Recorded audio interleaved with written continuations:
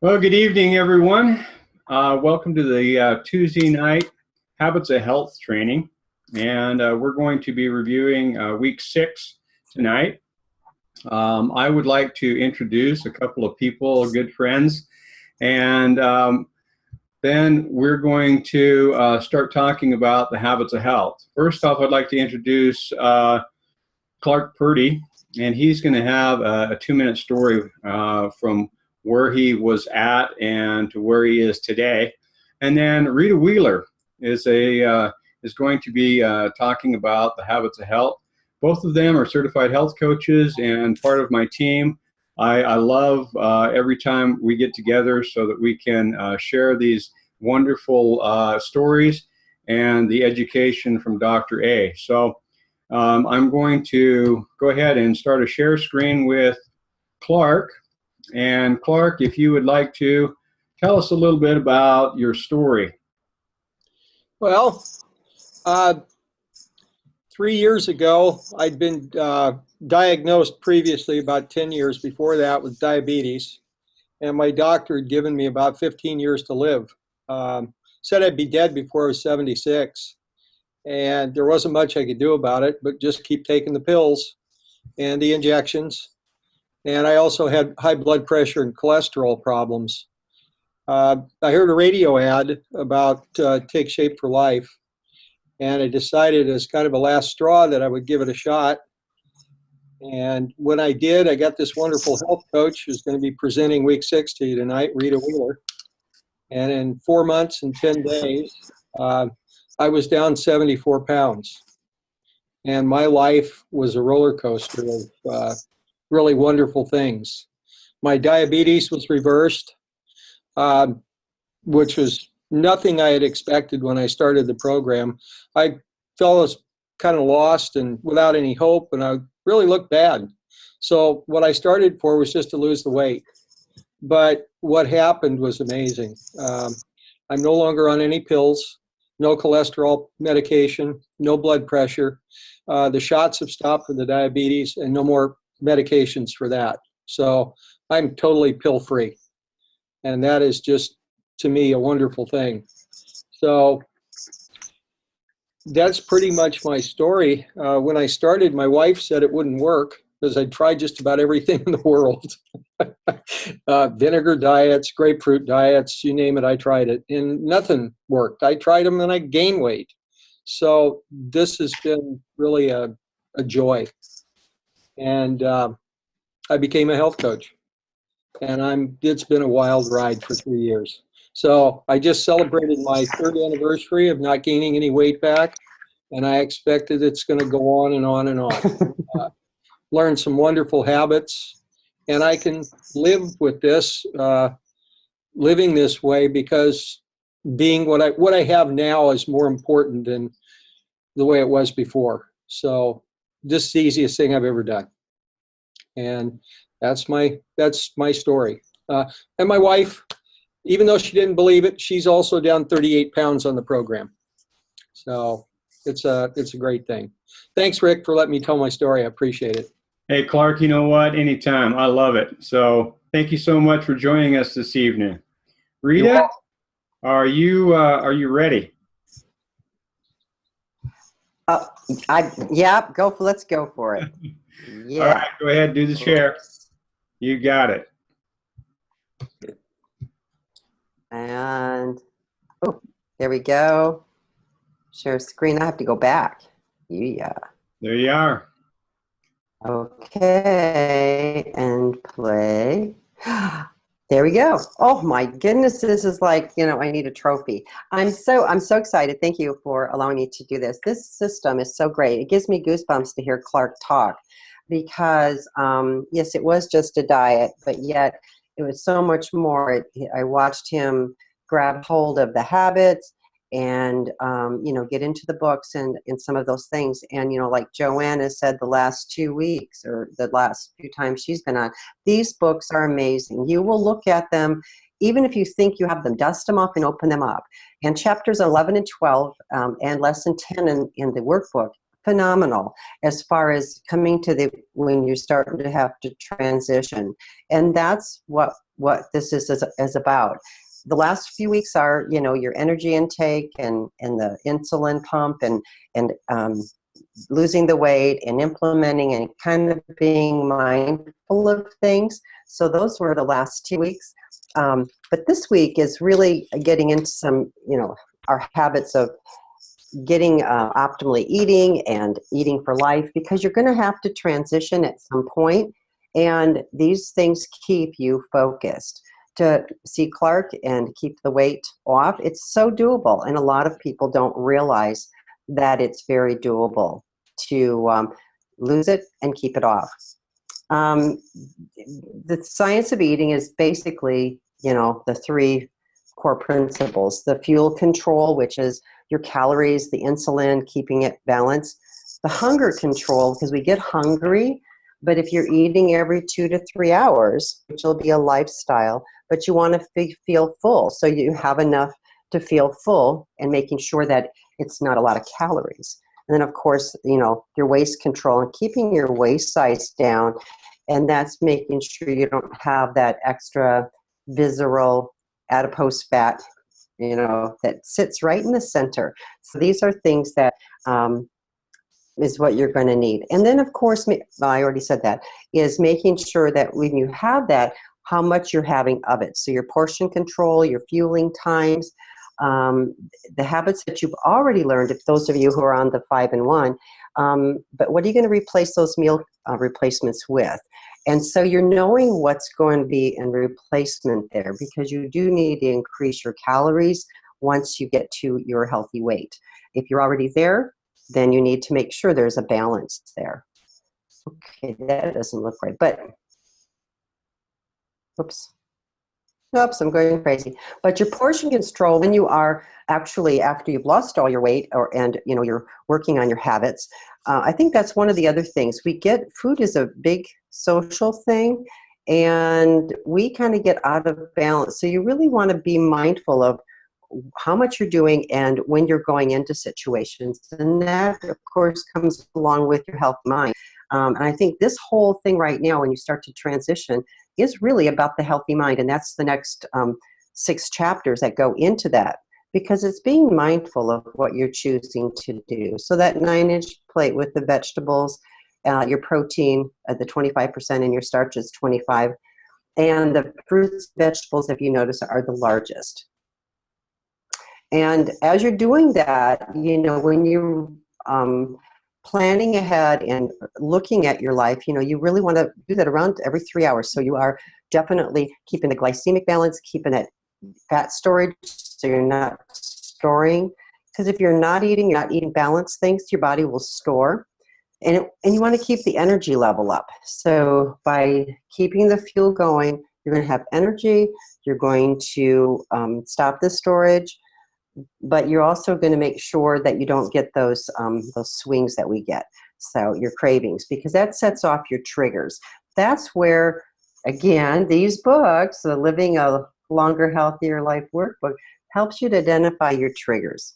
I think, and it doesn't matter how long you've been around, those triggers it'll catch you sometimes. So when I'm going into an event, I really have to be mindful of what I've consumed that day and what I'm needing, because if I get too many, you know, it throws me off. And here we go with the other things, the science of eating, the core principles. There's the hunger control and the satiety. I never can get that. The science of fullness. So there's 5 areas: the volumetrics, energy density, sensory specific, and the protein enhanced, and the fiber. So we'll look at that. The volumetrics is getting full quicker. So you can get things, if you eat the large salad with spinach, you're going to get full quicker. There's a lot of water in there, but you're going to fill. And these are low density, but they contain water and they're high volume. So you're not going to get a lot of calories. Fruits and vegetables do the filler too, making sure you can get a lot of calories with the fruits. So just knowing what your volume is when you happen to add things back, because most of us know on that 5 and 1 how that's going. You've got the energy density. So these are you got to be careful of how many calories are in them, so to curb your appetite. And I know in Europe, I did see that in Europe a lot. They have a lot of the packaging, so you want to have the lowest energy density to help you curb your appetite. And you know, when you're in the higher categories, and I'll go through that. I like to figure this out with the energy density. The best is less than 1, and that's the number of calories in the serving, and you divide that. But here's a pic of this one here. It shows the lowest energy density things. You know, you've got your vegetables, fruits, your soups, the broth base. The highest are, you know, Chips Ahoy. Well, you don't really want to have those back on your eating plan, but you know, but you look at butter, that's a high one. And you look at that as 100 calories for a small pat. Let's see, let's make a choice. Which do you think would be better? A meal replacement or a slice of butter? You know, so you kind of, those are the things to really look at. And just being mindful of where you're choosing and selecting and some of the glycemic balances too. So, you know, and that's where your health coach comes in too, to help guide you through adding things back into your eating plan. You know, the protein, if you're looking at, I just forgot, I lost my track there, but it takes more energy to break down your protein, and then your complex carbs, fat, well, alcohol is the lowest. So, you know, so it goes pretty quickly. If you got the low ones, they're going to go right through your system. So the protein really helps keep you full. The breakdown takes a little bit longer. Of course, fiber. You need that. Fiber is really important to clean out your system. That's why there's fiber in our meal plans. But you need to make sure that you're eating things that help. So there's the solubles. So those are the ones that break down. They dissolve in water, slows the breakdown, and the carbs, and helps to reduce the blood sugar. So they're really good. They're found in the legumes, which are really good. Of course, when you're on after the weight loss portion, because the 5-in-1, you get all your fiber and everything. But when we're adding things back, we've got to be mindful of what we're putting back in. So eating your grains that are high in fiber, vegetables, fruits, you have with the skin, those are always good. Then you have the insoluble. Then they don't dissolve in water, so they don't get digested, so they go right on through. It's kind of like, what do you call it, a roto-rooter? I don't know. Anyway, but it keeps the GI system really clean. You know, your things like your seeds, and some people can't do these things if they have the irritable bowel. So that would be something to check with your doctor. But seeds, fruit skins, legumes, again, are really good. And those are probably one of the better choices on some of the protein also. You know, there's some things to look at too when things are going on, because if I'm not planning ahead, I'll forget to eat. And so, or then if I'm hungry, am I really hungry? So the importance of water and waiting and checking things. So most of the time you're thirsty. That happens a lot. So I always say, you know, have a glass of water and then make that choice to look at, have I just eaten, have I not? So you're being more in control. Facilitate the removal of toxins. So that's that with the water. And, you know, we can be dehydrated and also. So you want to make sure these are things that make sure you're keeping your body hydrated well enough. Because I know when you get fatigued if you're low on water, so that's something you never want to slow down on. It's one of the biggest components, and we tend to cut that back sometimes. And the other one I like, that it helps the liver to metabolize the fat into energy. The liver really does a lot of work in the body, so the water is good. And, you know, you sweat it out just by whatever. And I didn't realize you get so much through your soles of your feet. And your feet absorb a lot. So, you know, so unless you don't want to breathe, walk, or whatever. So it's a good thing to make sure you're keeping that up. And the core principle 3 with the waist control, the visceral adipose fat. If you look at on the left is the man with a 24 BMI, and on the right a 30 BMI. But the extra visceral fat that is there, it's amazing.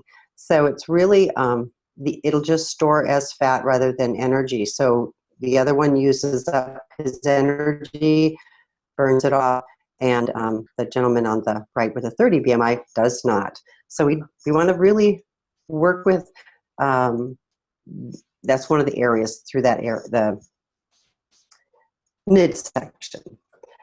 The two keys to maintaining your healthy weight, of course, energy balance and proper motivation. And they are probably the first and second key. It's exactly the same. Imagine that. So really making sure that you're keeping a balance in, and your water, your food, all of it. It's just a lifestyle of figuring this out. Your health coach, again, can work with you on this. It is in Dr. Anderson's Habits of Health. It's amazing. Now, it can get complicated if you want it to, but it's kind of fun to figure the calculations out with this. The biggest part is your basal metabolic rate. That's the largest part. It burns. It's our just breathing and doing. So if you want to do an accurate calculation of the T, and it's going to be your basal metabolic rate, your physical activity, and the thermal effect of food, because just the food itself will burn, and you add those together, and that gives you your total energy expenditures. And there's a calculation to do the short version or the longer version in your workbooks. It's very good. It's kind of interesting because you have to realize how much you need to fuel your body and make sure that you're getting enough. If you're cutting back and you're not getting enough, your body will store again. So you don't want to have that. You want your body working well. So the proper motivation here, you look at the current reality, an overview, and determining your T. You kind of look at your starting point, your overweight, fat storage state, and then you move into your current reality, which is a healthy weight. You're moving through that, and you're burning, fat burning, eating healthier, aware, and then your body is leaner. You use the energy properly, and of course you've developed your habits of health, which is, the only way to go.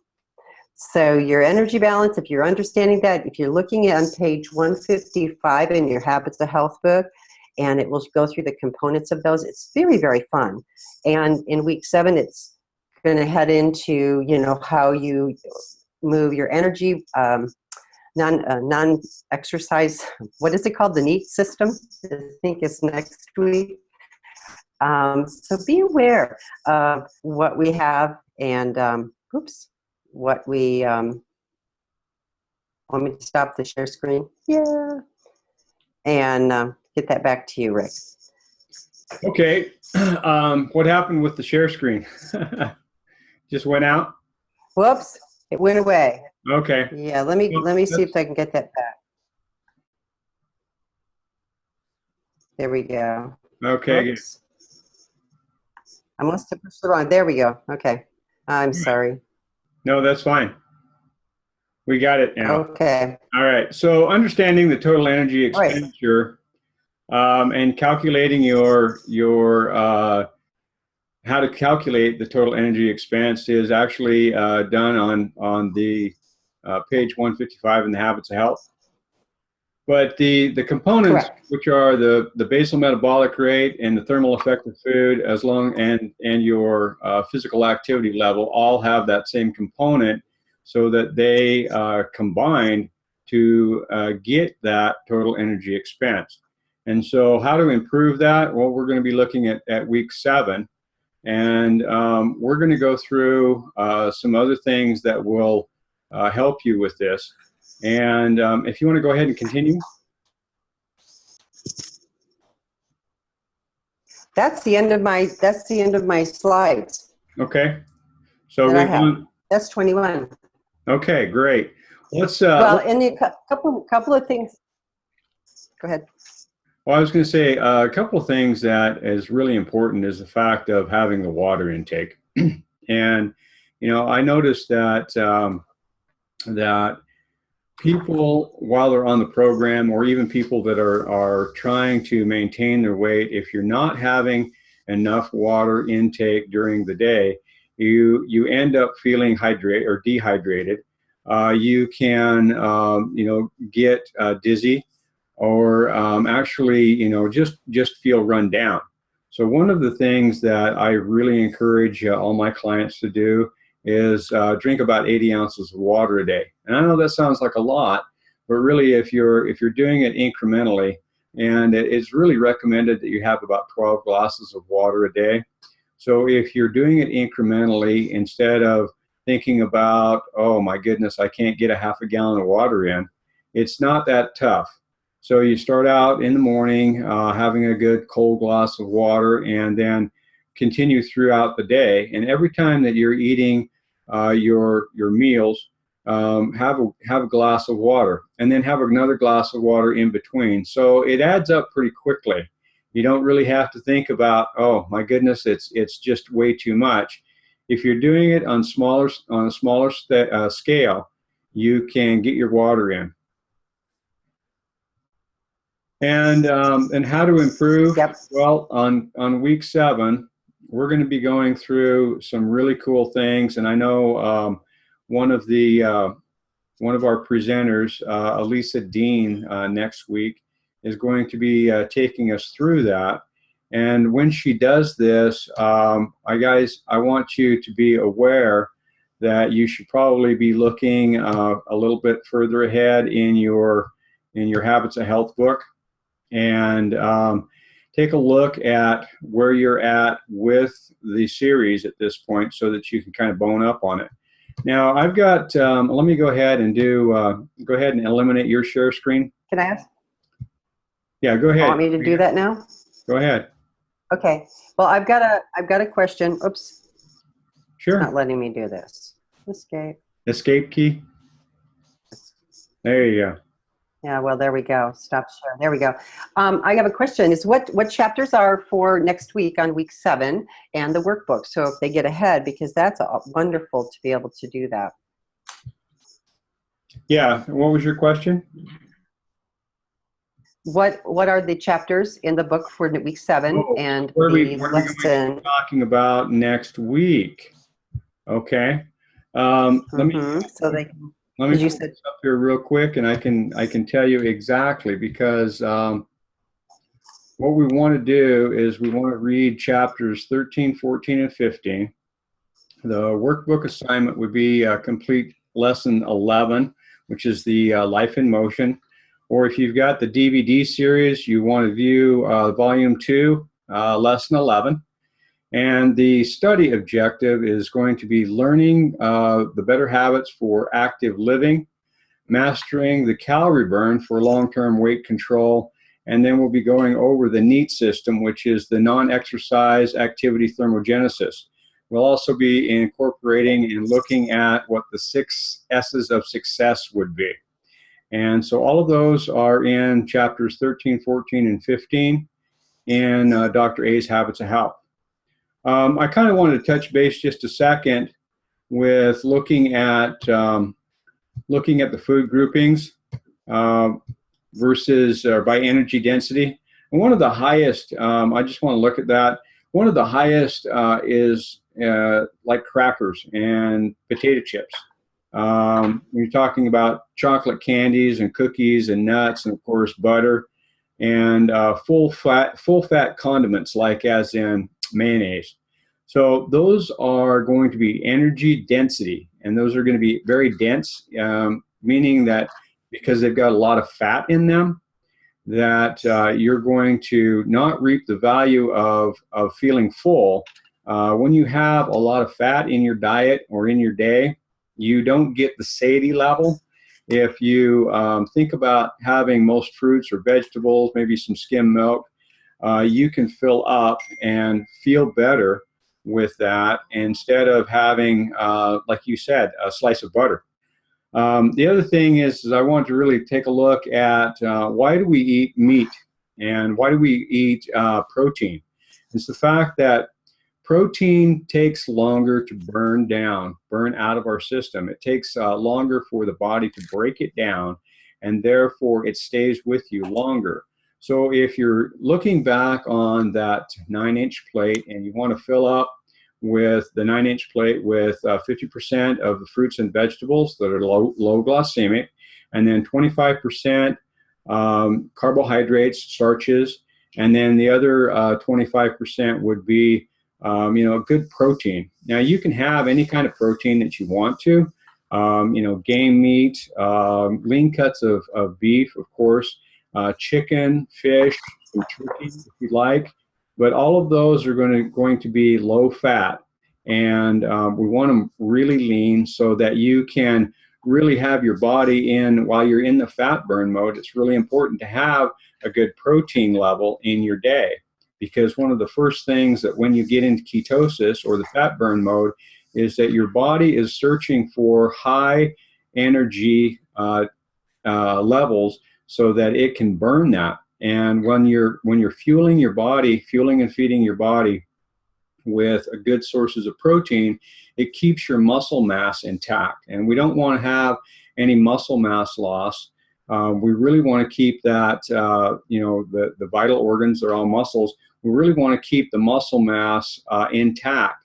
And so while you're on the program, or if you're looking at the Habits of Health, just trying to improve your nutritional standard, you really want to have a good portion of meat, or you can even use egg whites, but not more than 3 whole eggs a week. But you can fill up on the fruits and vegetables, drink your water, helps maintain the satiety, and then while you're having good starches, look at different things instead of like white flour based products. I know semolina is high gluten type flour, and if you're looking at pastas on your plate, or white potatoes or white rice, what that's going to do is that's going to convert to sugars very quickly, and it's going to spike your blood sugar.